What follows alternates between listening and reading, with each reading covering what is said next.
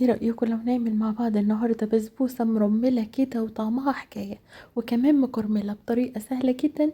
عملتها معاكم قبل كده كتير، بس المرة دي بتركية مختلفة. يلا بينا نشوف هنعملها ازاي. بس قبل ما ابدأ، انا اسمي مروة. لو اول مرة تشوفيني وتتابعيني، لايك وشير للفيديو وكومنت لطيف منك عشان اتعرف عليكي. يلا بينا نشوف هنعملها ازاي.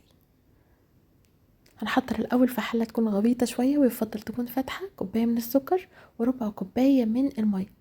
اول ما اللون يبقى ذهبي بالشكل ده، هنزل بكوباية الا ربع من السمن، وكمان معلقة كبيرة مليانة من عسل الجلوكوز لو متوفر. لو مش متوفر بتستغني عنه، مفيش اي مشكلة. وبرجعه على النار تاني. هنخلي المكونات تسيح مع كوباية كمان من المية. اول ما المكونات تدوب تماما، هنزل بمعلقتين من القشطة دي بتاعت وش اللبن، يعني اللي انتي بتطلعيها من الحليب البلدي. تمام كده.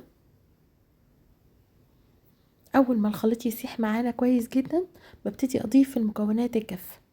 معلقتين كبار مليانين من جوز الهند، ودي طبعا اختيارية. وكمان نص كيلو يعني 500 جرام من السميد الناعم بتاع البسبوسة. ومعلقة صغيرة مليانة من البيكنج باودر. ويا دوب هخلط المكونات مع بعض. انا مش عايزة اعجنه، يعني مش عايزة البسبوسة تقلب العيش، انا عايزاها يا دوب تختفي المكونات زي ما انتوا شايفين كده.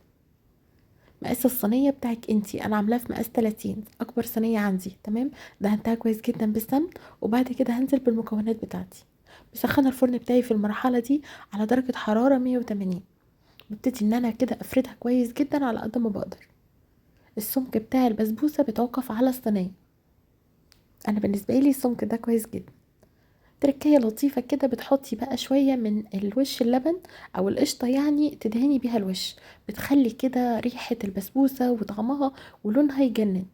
الشربات بتاعنا سهل وبسيط جدا، كوباية ونص من السكر، وزيهم كمان من المية، وعصير نص ليمون.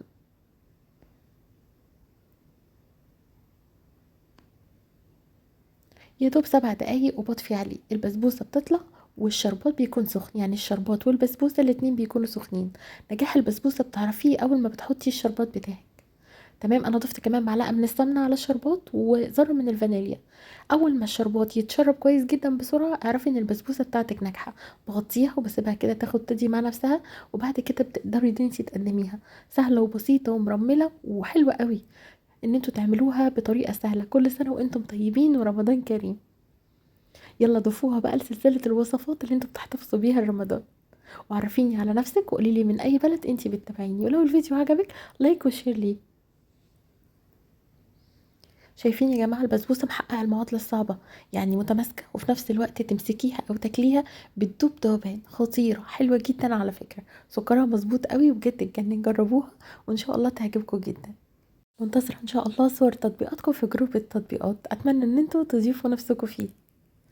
شايفين يا جماعة الطعمة بجد ولا اللذاذة رهيبة بجد. جربوها ان شاء الله تعجبكم جدا. اشوفكم في فيديو جديد ووصفة جديدة. كل سنة وانتم طيبين ورمضان كريم. باي باي.